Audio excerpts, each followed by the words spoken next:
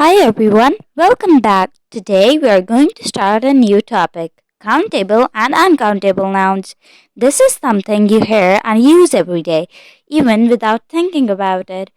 We will look at it slowly with easy examples, and I promise it will make sense by the end. So just relax, listen carefully, and let's begin this lesson together. By the end of this lesson, you will feel more confident using these words in your speaking and writing. We will practice how to use them correctly, look at the common mistakes you make, and learn how to talk about quantity in an easy way. So stay focused, enjoy the lesson, and let's move forward together. Now let's look at the key differences between countable and uncountable nouns. First, the definition.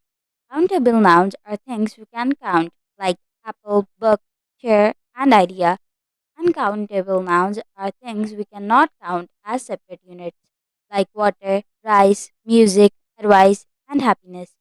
Now let's talk about singular and plural. Countable nouns have singular and plural forms. For example, apple and apples. Uncountable nouns do not have a plural form. Countable nouns can be used with a or an, like a book or an idea. Uncountable nouns cannot be used with a or an. You can use some and any with both types.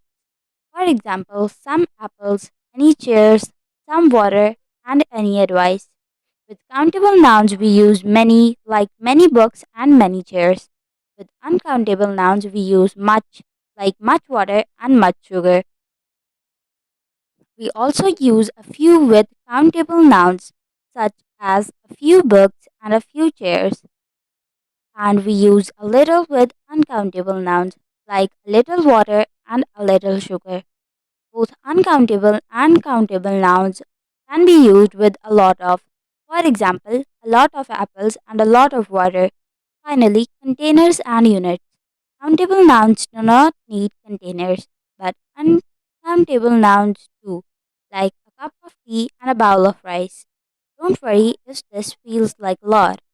Just listen and understand slowly. We'll practice this again.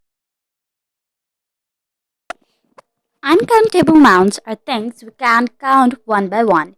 Think about things like milk, sugar, rice, or flour. You don't say one milk or two sugars, right? That's because these words don't have a plural form. Instead of counting them, we talk about how much there is. That's why we say a bowl of rice, a spoon of sugar, or some milk. We also don't use a or an with uncountable nouns. We usually use words like some or any to make the sentence sound correct. So just remember, if you can measure it but not count it, it's an uncountable noun. Simple and easy.